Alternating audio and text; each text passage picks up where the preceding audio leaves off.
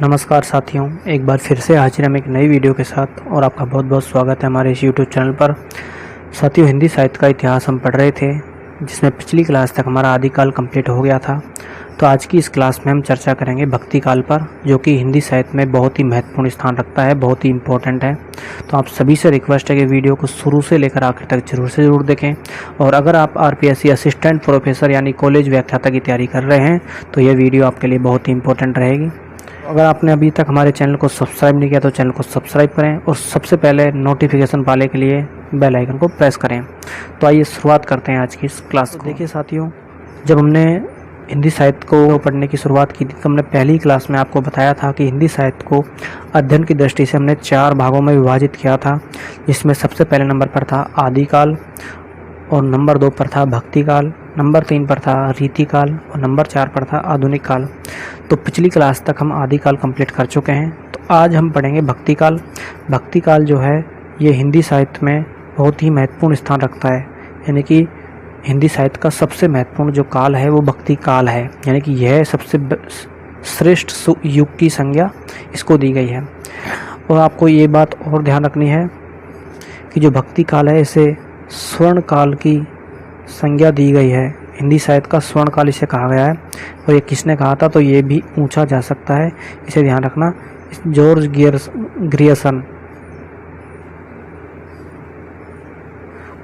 Grierson ने भक्ति काल को स्वर्ण काल की संज्ञा दी है, तो यह आपको ध्यान रखना है।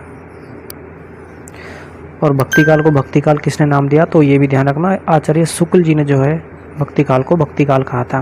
तो ये कुछ इंपॉर्टेंट बातें थी, ये आपको ध्यान रखनी है। तो आइए शुरुआत करते हैं आज की इस क्लास को।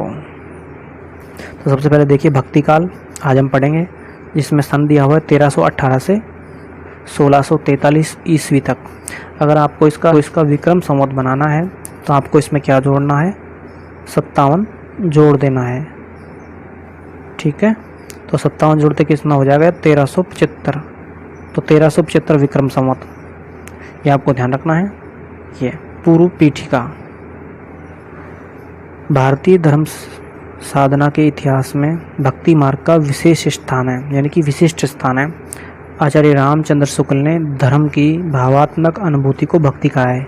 तो आपको साथ में क्या है, नोट्स भी बनाते चलना है और इम्पोर्टेंट बातें जो आपको ध्यान रखनी है। तो ये इम्पोर्टेंट बातें आपको नोट कर लेनी है कि आचार्य रामचंद्र शुक्ल के अनुसार भक्ति क्या है तो धर्म की भावात्मक अनुभूति को ही क्या कहा है इन्होंने, भक्ति कहा है। उनके अनुसार भक्ति का सूत्रपात महाभारत काल में और प्रवर्तन काल पुराण काल में हुआ था। यद्यपि भक्ति के बीज वेदों में ढूंढे जा सकते हैं। भक्ति के जो बीज यानी कि जो नींव डाल दी गई थी वो वेदों में ही डाल दी गई थी।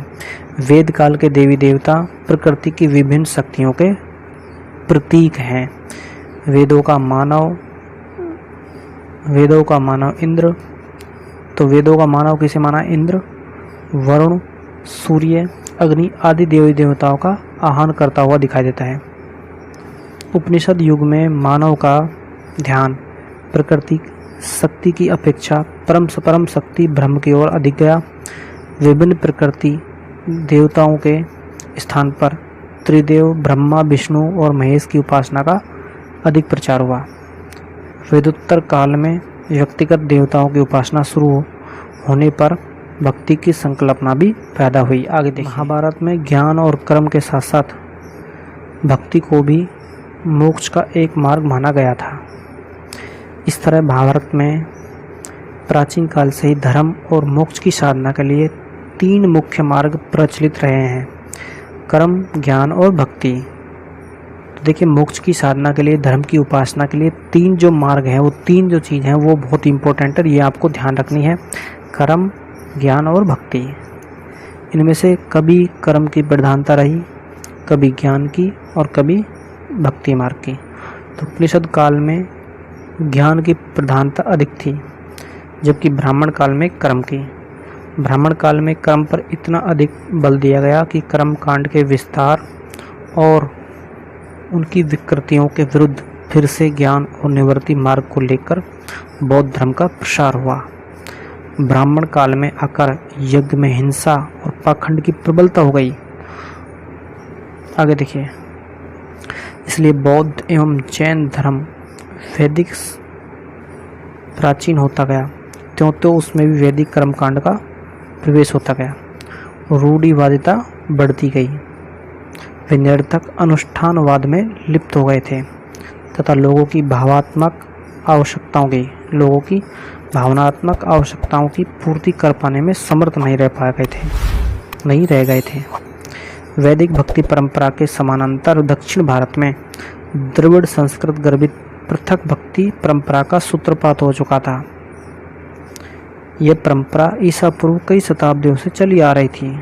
आगे देखिए, 6वीं सदी के उत्तरार्ध से लेकर 10वीं सदी तक दक्षिण भारत में अनेक संतों ने भक्ति आंदोलन का विस्तार किया। इन संतों की भक्ति विशुद्ध प्रेम पर आधारित थी। ये संत नयनवार जो शिव के भक्त थे, यानी कि नयनवार उनको कहा जाता था जो शिव के भक्त थे, और एक थे आलवार जो विष्णु के भक्त थे। तो उस टाइम पर जो है 2 प्रकार के जो है संतों की बात हुआ करते थे। एक तो नयनवार, अगर आपसे पूछा जाए नयनवार कौन है तो शिव भक्त, और आलवार विष्णु भक्त। इन दोनों नाम से क्या हुए, प्रसिद्ध हुए। नयनवार एवं आलवार संतों ने जैनियों और बौद्धों के अपरिग्रह को अस्वीकार कर ईश्वर के प्रति व्यक्तिगत भक्ति को मुक्ति का मार्ग बतलाया। तो देखिए, जो ये 2 जो शाखाएं थी, आलवार और नयनवार, इन्होंने बौद्ध और जैनों के जो अपरिग्रह थे उनको क्या कर दिया, अस्वीकार कर दिया, क्योंकि वो लोग इतने ईश्वर में विश्वास नहीं करते थे। इन संतों में ब्राह्मण के साथ साथ अन्य जातियां के भी कई संत थे। इन संतों का प्रेम पूर्ण भक्ति का संदेश किसी एक वर्ग के लिए नहीं था। सभी लोग इस भक्ति को ग्रहण कर सकते थे, भले ही उनकी जाति, परिवार अथवा लिंग जो भी हो। आगे देखिए, इस आंदोलन को कई स्थानीय शासकों का भी समर्थन प्राप्त हुआ। लोगों के विश्वास और स्थानीय शासकों के समर्थन से यह आंदोलन पूरे दक्षिण भारत में फैल गया। आगे चलकर रामानुजाचार्य ने अपने विशिष्टाद्वैतवादी दर्शन के माध्यम से आलवारों की भक्ति को दार्शनिक आधार प्रदान किया, जिससे वह नए युग की चुनौतियों का मुकाबला करने में सक्षम हुई। रामानुज, मध्वाचार्य, निम्बार्क, विष्णु स्वामी आदि वैष्णवाचार्यों ने शंकराचार्य की अद्वैत वेदांती व्यवस्था से असहमति व्यक्त करते हुए भक्ति का प्रकृति मार्गी दर्शन निर्मित किया था, जिसमें शरणागति एवं समर्पण भाव की प्रधानता थी। 11वीं से 13वीं शताब्दी के मध्य इन वैष्णवाचार्यों ने अपनी लंबी यात्राओं से दक्षिण उत्तर को सांस्कृतिक स्तर पर जोड़ने का प्रयत्न भी किया एवं भक्ति की विस्तृत भावभूमि तैयार की।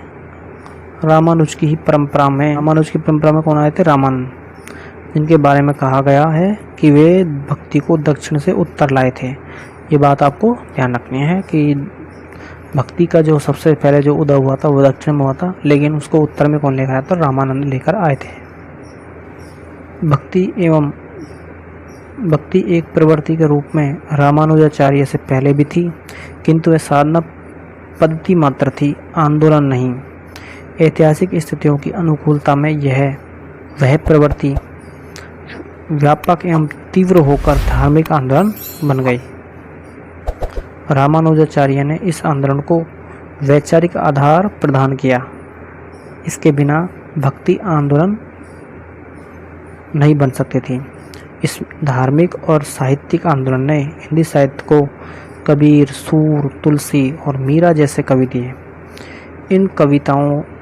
इनकी कविताएं इतनी लोकप्रिय उत्कृष्ट हैं कि भक्ति काल को हिंदी साहित्य का स्वर्ण युग माना गया। तो ये आपको इम्पोर्टेंट लगा करके ध्यान रखना है, भक्ति काल को हिंदी साहित्य का स्वर्ण युग माना गया है।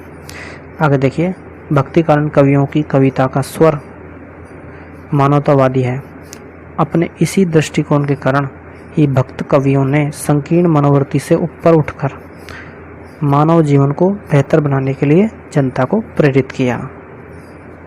देखिए, विभिन्न वर्ग एवं वर्णों के वितंडावादी स्वरूप, वर्ग संघर्ष, धार्मिक भेदभाव,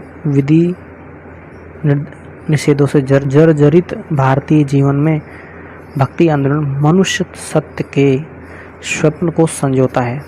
यह आंदोलन रूढ़िग्रस्त समाज और उसकी अमानवीय व्यवस्था के विरुद्ध आक्रोश तथा जिजीविषा की तीव्रतम अभिव्यक्ति थी। इस प्रकार मध्यकालीन भक्ति काव्य मूलतः सामाजिक सांस्कृतिक आंदोलन के रूप में सामने आता है, जिसमें भक्ति साधना का नहीं बल्कि भावना का विषय बन गई थी। तो भक्ति किसका विषय बन गई थी? साधना का नहीं बल्कि भावना। ये तो थी इसकी पूर्व पाठिका। अब है भक्तिकालीन परिवेश। ये नेक्स्ट अब हेडिंग लगानी है। देखिए, इतिहास के क्रम में प्रत्येक कालखंड अपने पूर्व परंपरा के व्यापक योगदान तथा अतीत की विभिन्न घटनाओं और उसके प्रभावों को आत्मसात करने के बाद भी मानवीय जीवनों के संघर्षों, सुख दुखों, आशा आकांक्षाओं और बेहतर भविष्य की कामना से जुड़े हुए सपनों के संदर्भ में अपने युगीन परिवेश से गहराई से जुड़ा रहता है। भक्ति काल भी इसका अपवाद नहीं है। अतः यहाँ भक्ति काल की राजनीतिक, आर्थिक, सामाजिक, धार्मिक, सांस्कृतिक आदि परिस्थितियों का संक्षिप्त परिचय प्राप्त करना उपयोगी होगा। अगला पॉइंट हमारा है साथियों, राजनीतिक परिस्थिति। तो आज की इस क्लास में सिर्फ हमने बेसिक पॉइंट जो है उनका हमने अध्ययन किया है, और अगली क्लास में हम यहाँ से आगे पढ़ेंगे जिसका नाम होगा राजनीतिक परिस्थितियाँ। तो आज की जो क्लास है सिर्फ एक प्रस्तावना के तौर पर काम करेगी। भक्ति काल में से आपको सबसे पहले ये ध्यान रखना है कि भक्ति काल को भक्ति काल नाम किसने दिया, समय क्या है, इसको हिंदी साहित्य का स्वर्ण युग कहा जाता है, और किसने कहा था? जॉर्ज गैरिसन ने। तो आज की इस क्लास को हम देते हैं यही पर विराम। अगर वीडियो आपको अच्छी लगे तो लाइक करना और सभी साथियों तक शेयर भी कर देना, और हमारे चैनल को सब्सक्राइब भी कर लेना। तो मिलते हैं नेक्स्ट क्लास में एक नई टॉपिक के साथ बहुत जल्दी। तब तक के लिए आप सभी को नमस्कार। जय हिंद, जय भारत।